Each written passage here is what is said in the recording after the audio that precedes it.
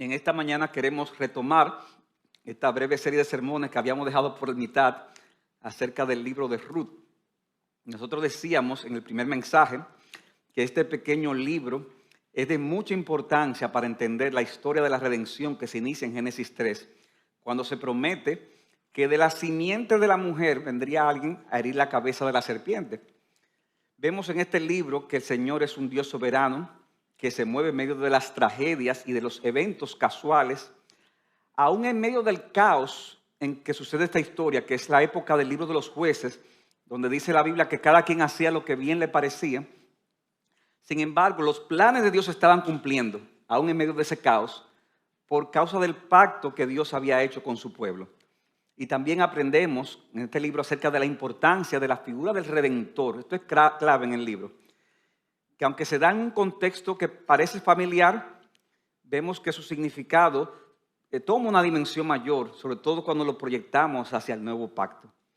Recordemos cómo Elimelech, en el primer capítulo, salió junto con Noemí, su esposa, y sus dos hijos de Belén a Moab, porque había escasez en Belén y se fueron a Moab, una tierra pagana, una de las tierras más enemigas de Israel. Estando allá, el esposo de Noemí muere, sus dos hijos se casan con dos moabitas llamadas Orfa y Ruth, pero después de 10 años de casado, sus dos hijos mueren también, sin tener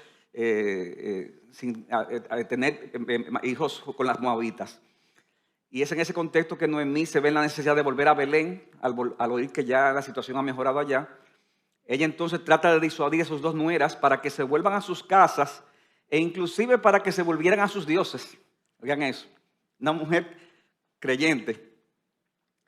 Orfa finalmente acepta, pero Ruth se niega rotundamente.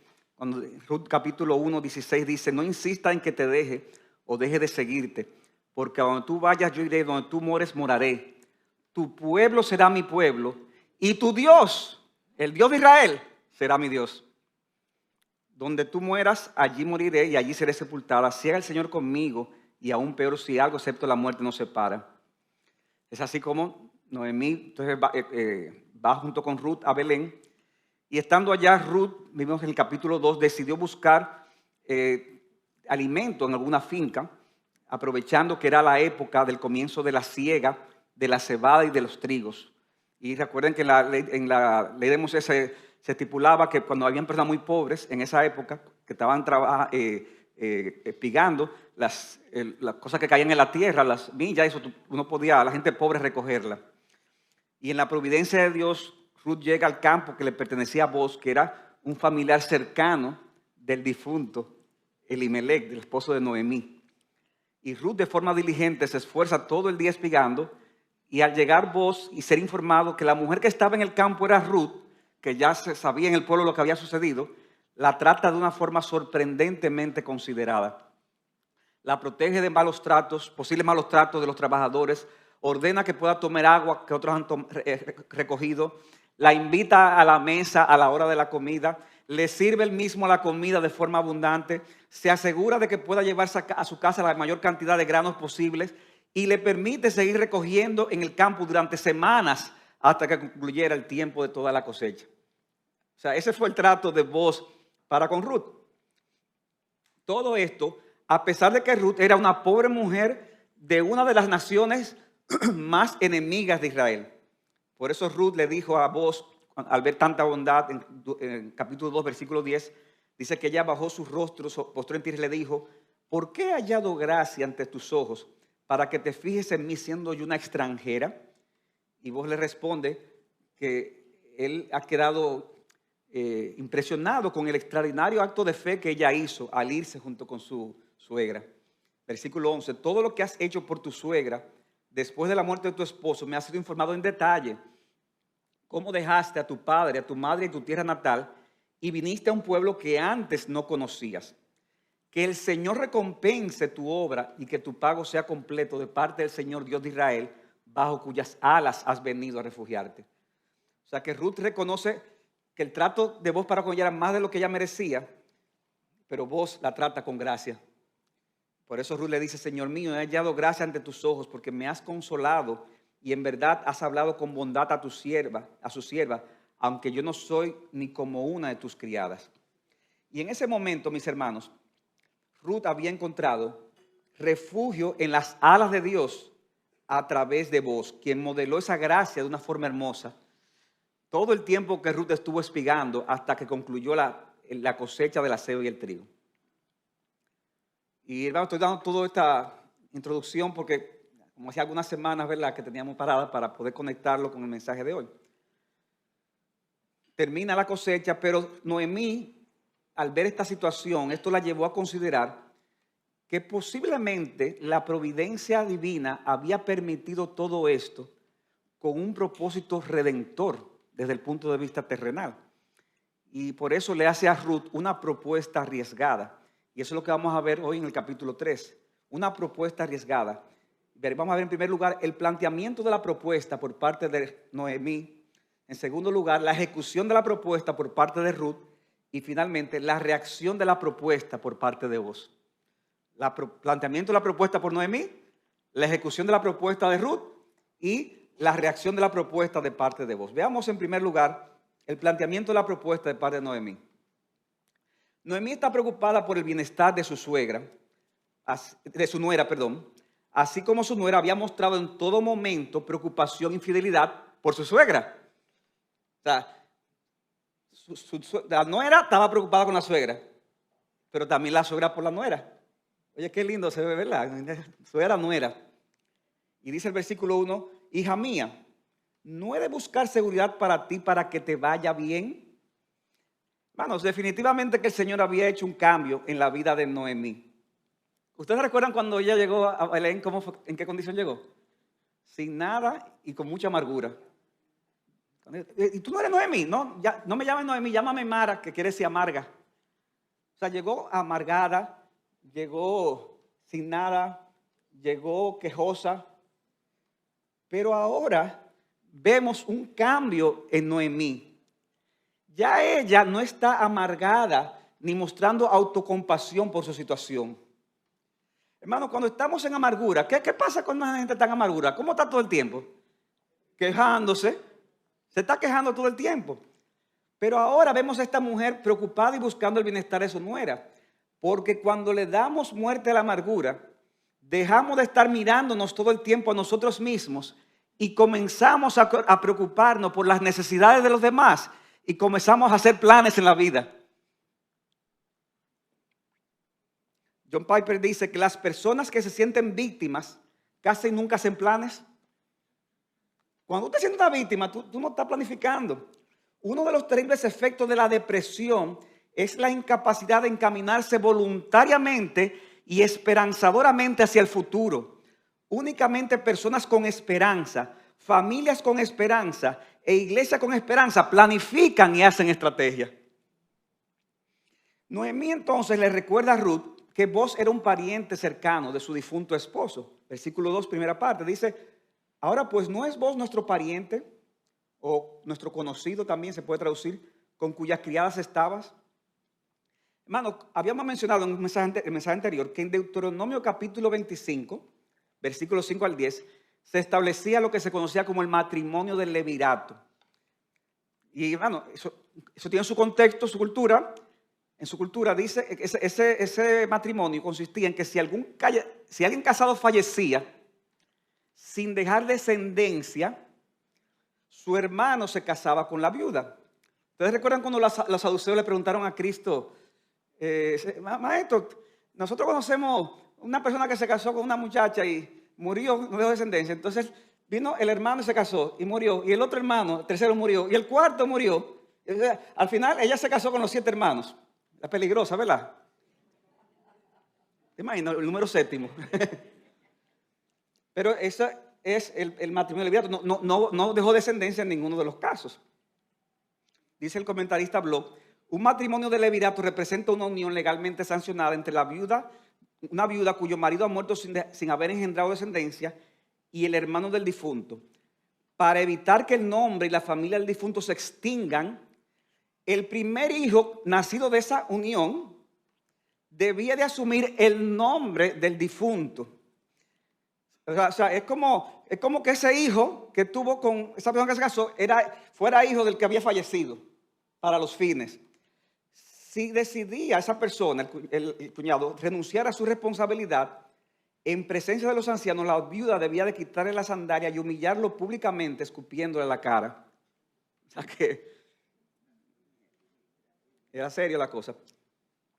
Tanto Noemí como Ruth estaban sin esposos y sin hijos. Y en el caso de Noemí estaba impedida de tener más hijos por el tema de la edad.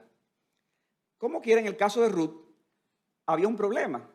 Y es que no había ningún cuñado vivo con el que ella pudiera casarse, porque los dos eran nada más 2 hijos y los 2 murieron. Pero parece que este matrimonio del levirato se podía aplicar a otros parientes del difunto, pero de una forma más voluntaria, tomando en cuenta el grado de cercanía familiar con el difunto. Se podía aplicar, pero era más voluntario de parte de la persona que pudiera casarse con la viuda. Y siendo que vos, aparte de pariente cercano, era un hombre piadoso que había mostrado bondad hacia Ruth y Noemí, ¿por qué no se pudiese explorar la posibilidad de que él quisiera ser el redentor para ellas, casándose con Ruth y con la esperanza de que también se produjera una descendencia que rescatara el nombre de la familia de Noemí? Noemí entonces le explica a Ruth la propuesta. Dice, mira, vos esta noche va a aventar cebada en la era. Un autor nos dice que el proceso de aventar se hacía tirando el grano hacia arriba, contra el viento, con una pala después de haber sido pisado. En la época de la siega, el agricultor generalmente pasaba toda la noche en el piso de trillar, no solo para cuidar su valioso grano, sino también para el trabajo de aventarlo. Y Noemí, que como le dije, ya no estaba deprimida, ella lo que estaba era maquinando en su cabeza, se enteró de que esa noche vos iba a hacer eso. Entonces, Ruth debía de ir, según el plan, de incógnito en la era, pero debía de esperar a que él terminara el trabajo y que comiera y terminara, ¿verdad?, la actividad de la noche. Entonces, ella le dice a Ruth en el versículo 3, lávate pues, perfúmate y ponte tu mejor vestido y baja a la era. Lávate, perfúmate y ponte tu mejor vestido. Usted sabe que hay gente que piensan a veces que la escritura no le da ninguna importancia como a la apariencia física. No, mientras más feo, más espiritual tú eres. Y tú te arreglas, eso es mundano arreglarse. Pero hermano, no es así. La enseñanza bíblica es que en comparación con lo interno y lo espiritual, lo externo tiene muy poco valor. Pero eso no es un desprecio así en sí mismo a lo externo, al verse bien, al cuidarse, ya que la belleza misma, ¿quién fue que la creó? Dios. Entonces, pues no puede ser malo. Ahora, en comparación a lo interno, lo externo es de poca importancia. Pero la belleza, el exterior también lo creó Dios. De modo que siempre que sea con pudor y modestia, el aseo personal, el saber cómo arreglarse, cómo vestirse, cómo adornarse de acuerdo a la ocasión, es también un buen testimonio a los demás. Y es algo natural cuando queremos vernos agradables para otros, sin olvidar que lo más importante es la belleza del corazón. Y Ruth, por eso, Noemí le recomienda a Ruth ya lo que hemos dicho, de que se esté lo mejor posible. Ponte tu mejor ropa. Pero luego le dice, pero no te des a conocer al hombre hasta que él haya acabado de comer y beber. Y sucederá que cuando él se acueste, notarás el lugar donde se acuesta, irás, descubrirás sus pies y te acostarás. Entonces él te dirá lo que debes hacer. Qué lindo. Hermano, esa es una propuesta que le está haciendo Noemí a Ruth, que es arriesgada y peligrosa. Arriesgada y peligrosa. O sea, esperar a que vos comiera y bebiera, que se acostara, para de forma sigilosa ir a acostarse cerca de él. Entonces, y aparte de cómo estaba, ¿verdad? Que estaba bien vestida y bien arreglada y bien perfumada. Y acostarse al lado de él, quitar el manto que él tenía para cubrirse y pegarse ahí y esperar su reacción. Bueno, Está fuerte, ¿verdad? Dice alguien, el plan de Noemí es obviamente una apuesta. Dice este autor, ¿cuáles son las probabilidades de que vos se despierte? Responda favorablemente hacia ella, pasando por alto las irregularidades de la situación. Una mujer que se le está proponiendo un hombre, una persona más joven que se propone una persona mayor, un trabajador del campo que se le propone al dueño del campo, una extranjera que se le propone al nativo. O sea, ¿cuáles son las probabilidades de que todo eso sea favorable en cumplimiento de esas palabras? O sea, ¿de qué forma podríamos llamar eso una instrucción racional? Era una propuesta arriesgada y muy peligrosa. Ahora es muy probable, hermanos, que la confianza que tenía Noemí en la integridad de vos la hizo pensar que valía la pena el intento. Ella ya sabía de la piedad, de la integridad de vos, por lo que había demostrado en el tiempo que Ruth estuvo trabajando allá. Él había demostrado que era un hombre temeroso de Dios. Y Ruth entonces decidió aceptar la propuesta. Dice, todo lo que tú me dices lo haré. Todo lo que me dices lo haré. Y eso nos lleva a nuestro segundo encabezado. Hemos visto la propuesta que plantea Noemí. Ahora vamos en segundo lugar, la ejecución de la propuesta de parte de Ruth. Dice el versículo 6, descendió pues Ruth a la era e hizo todo lo que su suegra le había mandado. Versículo 7, cuando vos hubo comido y bebido y su corazón estaba contento, fue a acostarse al pie del montón de grano. Y ella vino calladamente, le destapó los pies y se acostó. O sea que vos concluye el día de trabajo, que quiere disfrutar del fruto de su trabajo con comida y bebida, para luego irse a acostar con un corazón contento. Con un corazón contento. Que de paso, hermano, aquí tener un corazón contento después de comer y beber, no es sinónimo de que haya pasado algo malo. O sea, ahí no dice que él se emborrachó. En la Biblia no se condena poder disfrutar de los alimentos y de la bebida tampoco. Lo que sí se condena en la Biblia es la glotonería y la borrachera. Y nos recuerda que tenemos que dar buen testimonio a los demás. Pero Dios mismo es que nos da las cosas materiales para disfrutarlas siempre que lo hagamos de forma correcta. Y vos, como fruto de su trabajo, ¿cómo quiso terminar? Dándose un banquete y acostándose, ¿verdad? Con esa alegría que produce el tú estar en ese contexto, ¿verdad? De ver el fruto de tu trabajo y comer y beber. Él se durmió al extremo del monte del grano, como también puede traducirse, o sea, no en el medio, sino como una esquina. Y eso ayudaría a Ruth a poder seguir con el plan sin despertar a los demás trabajadores. Recuerden, hermano, es de noche, hay muchos trabajadores, vos se va a un extremo y ella calladamente, dice, le destapó los pies y se acostó. Ahora, hermano, yo me imagino que Ruth tuvo que llenarse de valor para hacer eso, para llegar hasta ahí, a esa hora de la madrugada, esperando que vos se diera cuenta. Y dice el texto que ella lo hace y vos en un momento, al rato, se da tremendo susto, ¿verdad? Se da cuenta de lo que está pasando. A medianoche vos, versículo 8, se sorprendió y al volverse notó que una mujer estaba acostada a sus pies y vos le preguntó, ¿quién eres? Y ella respondió, soy Ruth, tu sierva. Extiende pues tu manto sobre tu sierva, por cuanto eres pariente cercano. A pesar de que Ruth estaba con su mejor ropa, ¿verdad? Con una apariencia agradable, ¿cómo se identifica a ella aquí, hermanos? Yo soy tu sierva, su sierva. Y es con esa actitud de humildad que él le pide a vos que extendiera su manto sobre ella para cubrirla. Ese manto, extiéndelo y cúbreme. Ahora, hermano, esta expresión es un eufemismo. O sea, ¿sabes lo que es un eufemismo, verdad? Es una forma de usar un lenguaje distinto para indicar algo que si se dice como es, sonaría como muy fuerte. Y ella está usando un eufemismo en la que ella lo que está haciendo es nada más y nada menos que pidiéndole matrimonio. Pidiéndole matrimonio. Ruth a vos. Recuerden cómo en el capítulo anterior vos alabó a Ruth. ¿Por qué? Porque ella buscó refugio en las alas de Dios. ¿Se acuerdan? Ahora Ruth, como señala una autora, le pide a vos que se convierta en el instrumento humano del Señor para cumplir esa bendición anterior. O sea, él le dice, wow, tú has buscado refugio en las alas de Dios. Entonces, ella lo que está pidiendo, le conviértete tú en el instrumento humano para cumplir esa bendición. Es decir, habiéndose refugiado bajo las alas del Señor, Ruth ahora ruega a Boaz que él extienda sus alas sobre ellas en matrimonio como agente del Señor.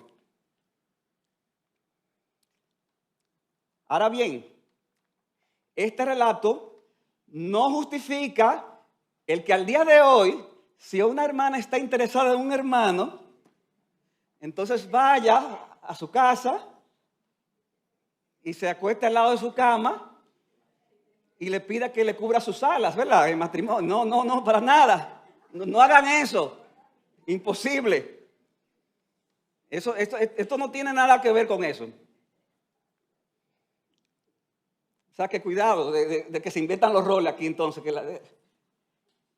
Esta petición que es arriesgada, recuerden que ocurre, como decíamos un rato, en el contexto de la legislación mosaica relativa al matrimonio del levirato, en la que el hermano del fallecido se casaba con su viuda y preservaba también los bienes que había dejado el difunto.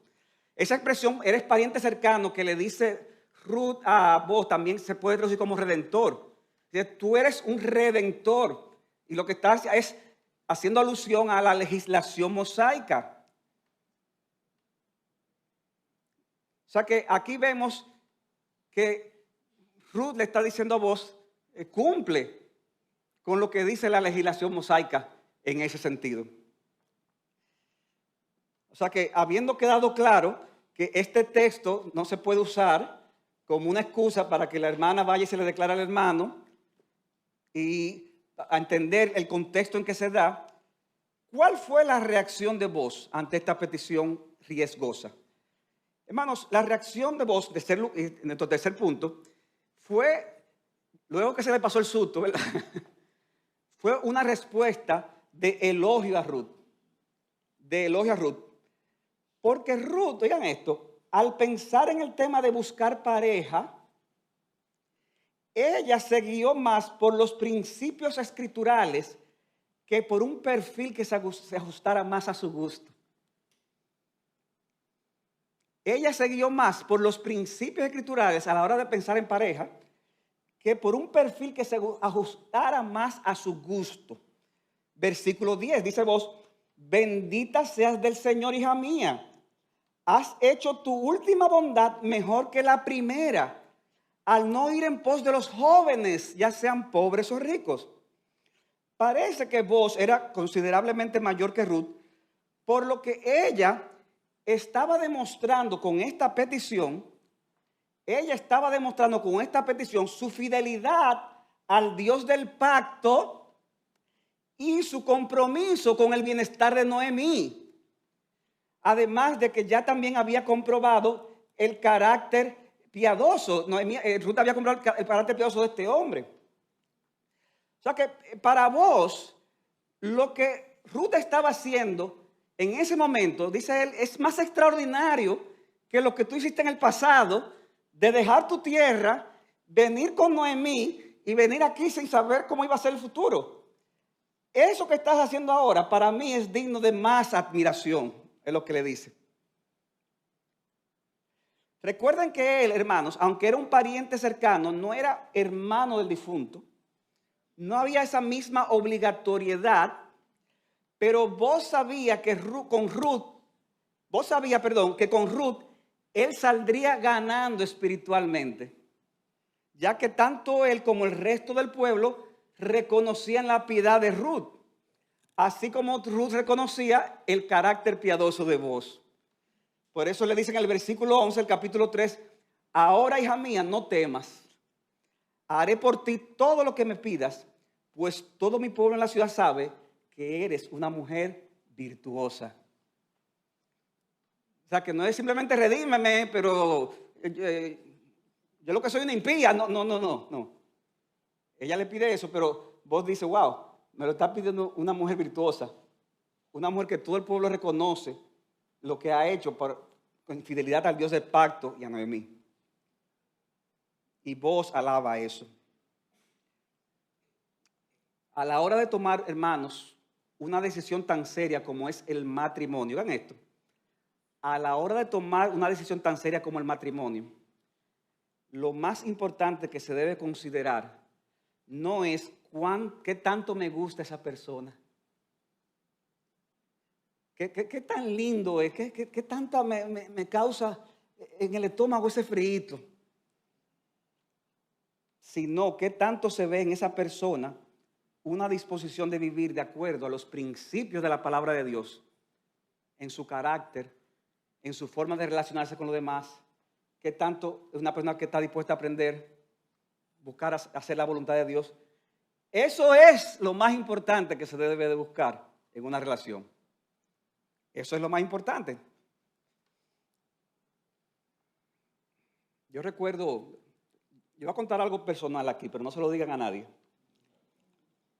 Yo recuerdo cuando yo conocí a la que hoy es mi esposa y recuerdo que la vi en una actividad, en un campamento, y yo tengo que confesar, hermano, que lo mío fue prácticamente amor a primera vista. Imagínense. Casi amor a primera vista y wow, qué muchacha, qué piadosa. Mírala orando ahí, mientras estaban todos estos muchachos en un campamento de adolescentes. Ella tenía 20 años de edad en ese momento. Entonces, la única que se portó bien en ese campamento fue ella. Y yo estaba como supervisor entonces del campamento. Pero hermanos, ¿cuál es el punto? Que cuando termina el campamento, se le acerca el pastor de su iglesia. Ella iba a otra iglesia. Dice, ¿cómo te fue, Glenny? Me fue bien. ¿Conociste a algún muchacho que te interesara? No, pero a nadie. Yo me la pasé todos los días en el campamento con ella. Y para arriba y para abajo. A nadie. Qué raro. Entonces después resulta que termina el campamento y el lunes recibe yo una llamada. ¿De quién? De Rafael Alcántara. Hola. Cierro el teléfono. El martes recibe otra llamada. ¿De quién? De Rafael Alcántara. El miércoles recibe otra llamada. ¿De quién? De Rafael Alcántara.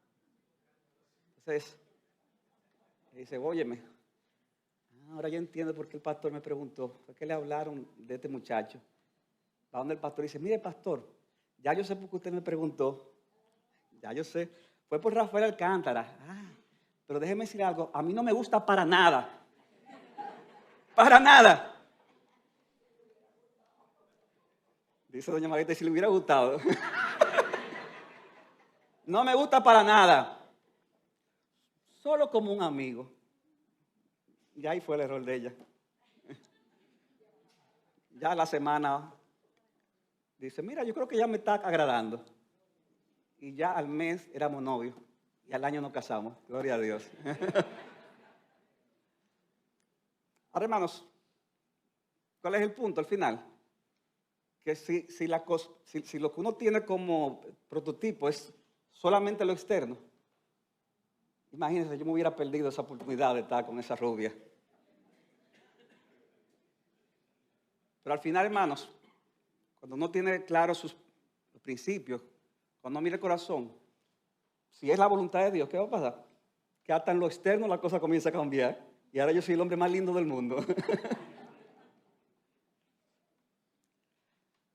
Dice un autor, en ningún momento nos dice el texto que Boaz y Ruth estaban enamorados. No hay ningún diálogo sentimental entre ellos en ese momento. Pero en todo el capítulo rebosa amor. ¿Pero cuál amor? ¿El que hace tilín, tilín? No, el amor verdadero, el que se compromete, el que cuida, el que protege y el que actúa. La naturaleza de ese amor se nos revela en la acción, en este pasaje. Sin embargo, había un problema difícil de resolver, una dificultad seria. Versículo 12, dice Boaz a Ruth, ahora bien, es verdad que yo soy pariente, yo soy redentor, la palabra, pero hay un pariente más cercano que yo. Quédate esta noche y cuando venga la mañana, si él quiere redimirte, bien que te redima él. O sea, hermano, miren lo serio que era esa legislación. O sea, él está de acuerdo y le gusta la idea, ella se lo pide, pero como había un pariente más cercano con los derechos de ser redentor, y como Boaz era un hombre de principios, él tenía que esperar en el contexto de esa época a ver si ese pariente aceptaba o declinaba. Boaz quería ser él el redentor de Ruth, pero él iba a hacerlo a la manera de Dios. Y para hacerlo a la manera de Dios, él tenía que esperar que el Señor lo confirmara con la respuesta que diera a ese otro pariente. Boaz, hermanos, un autor, destaca lo siguiente. Boaz no solamente se compromete a mantener las normas éticas y morales del pueblo de Jehová, él también está decidido y resignado a acatar las costumbres legales y sociales de la nación. Eso era un hombre piadoso. Porque él decía, hay que hacer las cosas bien y que sea el Señor que muestre. Y si eso otro pariente rechaza, entonces Boaz le brinda la seguridad a Ruth de que él va a actuar en consecuencia, versículo 13, segunda parte. Pero si él no quiere redimirte, entonces como que vive el Señor, yo te redimiré. Como que vive el Señor, yo lo haré. Pero no puedo hacerlo violentando los mandamientos del Señor. Porque hay personas que quieren la bendición del Señor, pero ¿cómo la quieren? Desobedeciendo al Señor, haciendo cosas que no le agradan al Señor.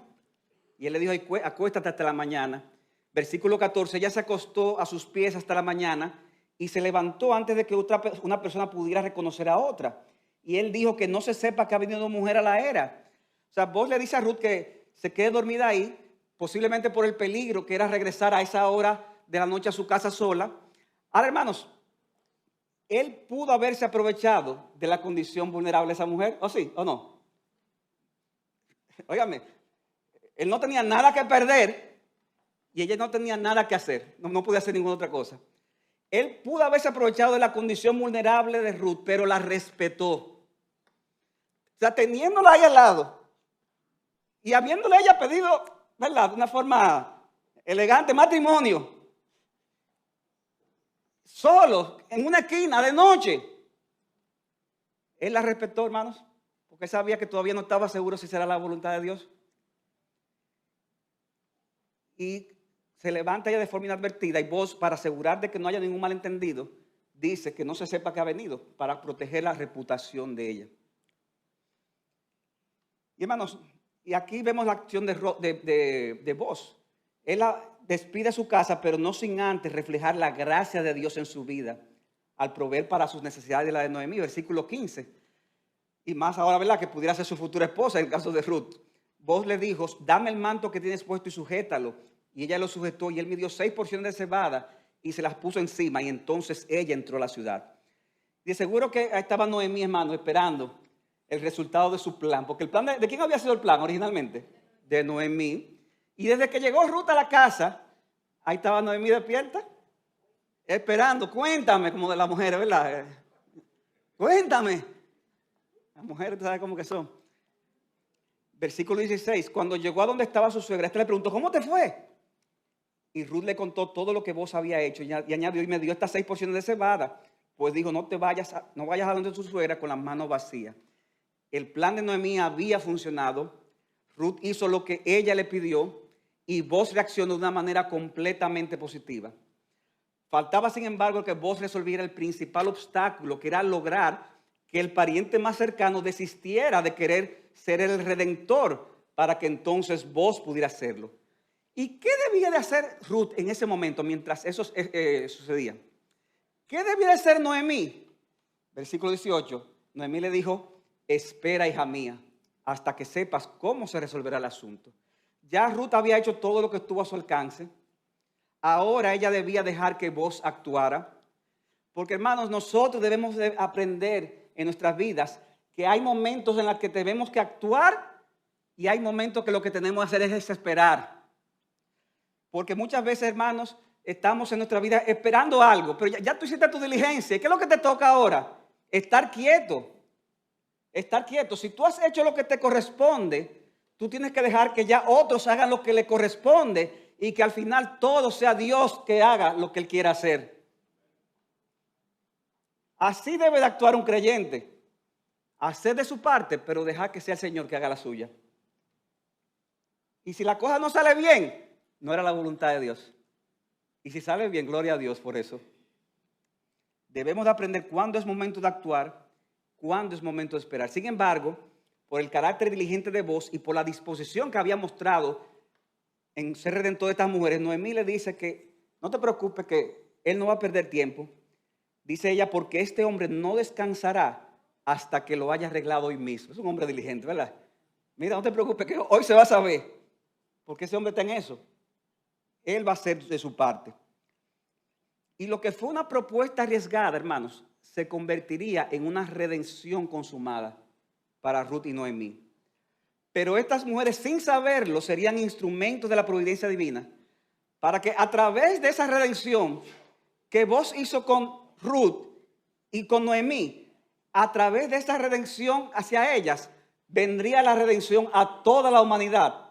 Y lo que sucedió aquí, hermanos, tendría repercusiones para todos nosotros que estamos aquí al día de hoy. Esa redención consumada no solamente fue para con ellas, sino también para con nosotros hoy. Y eso es lo que vamos a ver el domingo que viene con la ayuda del Señor. Y hermanos, yo quiero concluir dando 3 aplicaciones de este capítulo que hemos leído. De este pasaje, hermanos, aprendemos cómo en ocasiones nosotros debemos de estar dispuestos a asumir situaciones que puedan ser riesgosas en nuestras vidas con tal de comprobar o de seguir la voluntad de Dios en nuestras vidas. Hermanos, hay momentos en los que hay que asumir riesgos. Hay momentos en los que hay que asumir riesgos. Y hermano, esto no es tan matemático. Dígame en qué momento. Yo no te puedo decir, la lista sería infinita. O sea, hay cosas que no vale la pena. Ahora, hermano, hay cosas en las que a veces hay que asumir riesgo. Porque si no asumes riesgo, puede estar reflejando poco interés en hacer la voluntad de Dios. A veces la gente ve el peligro como una señal de que no es por ahí la cosa. Y hermanos, no siempre el que haya un peligro es señal de que hay que devolverse. Muchas veces el peligro es señal de que tengo que seguir para adelante y confiar en el Señor. Y hay cosas a veces, hermanos, que el Señor pone en el corazón. Son cosas que nadie te lo va a decir, pero tú tienes esa convicción de parte de Él. Dice en Hechos 21:10 que estaba Pablo en Cesarea y llegó Ágabo, un profeta, y le dijo que tomó un cinto que tenía Pablo, lo ató en sus manos y en sus pies y dijo, así atarán los judíos en Jerusalén al dueño de este cinto y lo entregarán en sus manos a los gentiles. O sea, le está diciendo Ágabo, mira, así le va a pasar a Pablo si él decide ir a Jerusalén. Y dice que al escuchar esto, tanto nosotros, dice Lucas, como los que vivían allí, le rogábamos que no subiera a Jerusalén. Entonces Pablo respondió, ¿qué hacen ustedes llorando y quebrantándome el corazón? Porque listo estoy no solamente a ser atado, sino también a morir en Jerusalén por el nombre del Señor Jesús. Y como él no se dejaba persuadir, dejamos de insistir diciéndonos que se haga entonces la voluntad del Señor. Porque hermanos, hay veces, hay momentos en que aunque ahí está el peligro, aunque está el riesgo, Dios nos está llamando ahí. Y debemos de ir hacia allá sabiendo al final que no importa lo que nos pase, lo importante es que el nombre de Dios sea glorificado. Y vemos eso en esta historia, en esa propuesta arriesgada y en ese riesgo que tomó Ruth por el hecho de querer buscar y hacer la voluntad de Dios. De este pasaje aprendemos también, hermanos, que debemos mantener la pureza y la integridad aunque nos encontremos en situaciones de vulnerabilidad. Debemos mantener la pureza, debemos mantener la integridad aunque nos encontramos en situaciones vulnerables. Como decíamos, Boaz pudo haberse aprovechado de Ruth en el momento que fue a la era y se acostó a sus pies. Ella era una mujer pobre, indefensa, extranjera y que por cierto se veía muy bien arreglada y cuidada en ese momento. Pero Boaz no tomó ventaja de ninguna de estas cosas hasta que no quedara descartado lo del otro pariente más cercano y entonces pudiera tomarla a ella como mujer.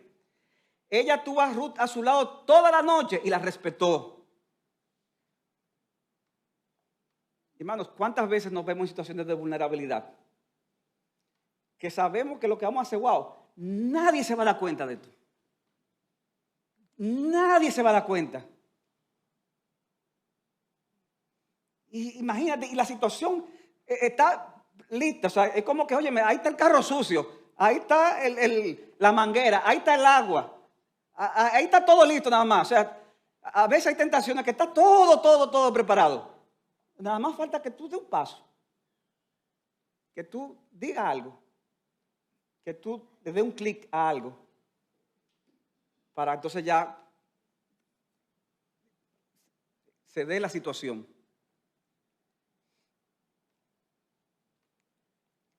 Momentos así, hermanos, el Señor nos manda, ¿usted sabe qué? A enfrentarlo. ¿Y tú sabes cómo se enfrentan esas cosas? Huyendo. El mayor valor que puede tener un hombre, una mujer en situaciones así es huir. Es buscar ayuda. Es irse de ahí. Y lo que parecería una cobardía, realmente es un acto de fe y de valentía que hagamos por el amor al Señor. Aprendamos, hermanos, esto de vos. Y finalmente, para concluir, hermanos, este pasaje que hemos hablado apunta a una redención mucho mayor. Las personas leen mucho, hablan muchas veces de este libro de Ruth y lo ven, como decía, como una novela romántica, una novela de amor. Pero hermanos, ese no es el énfasis del pasaje. El énfasis del pasaje es apuntar a la necesidad de redención que todos necesitamos y que solamente en Jesucristo se puede encontrar. Porque nosotros éramos espiritualmente hablando desprovistos de todo bien espiritual. Nosotros éramos extranjeros. Nosotros estábamos excluidos de la ciudadanía celestial. Nosotros, al igual que Ruth y Noemí, necesitábamos de un redentor. Y en medio de nuestra necesidad, el Señor Jesucristo no nos desechó, sino que estuvo dispuesto a dar su vida en rescate por muchos. En rescate por ti y por mí, mi hermano. Necesitábamos un redentor. Y Cristo, nuestro mejor voz, estuvo dispuesto a hacerse nuestro redentor para que no cayéramos en condenación y para que recibiéramos los beneficios de estar con Él. Si tú estás aquí y no has conocido a Cristo como el Señor de tu vida, entonces yo no quiero que tú salgas de aquí diciendo, wow, qué linda esa historia. Es una cosa linda. Pero eso no es lo más importante. Yo quiero que tú salgas aquí recordando que tú también necesitas, al igual que Ruth y Noemí, tú necesitas a un redentor. Y que solo Cristo te puede redimir. Porque solo Él te puede rescatar de tu pecado, del maligno, de tu vida vacía, para que entonces puedas disfrutar de Él para siempre. Ven a Jesucristo para que seas salvo, porque tenemos un gran redentor en Jesucristo nuestro Señor. Amén.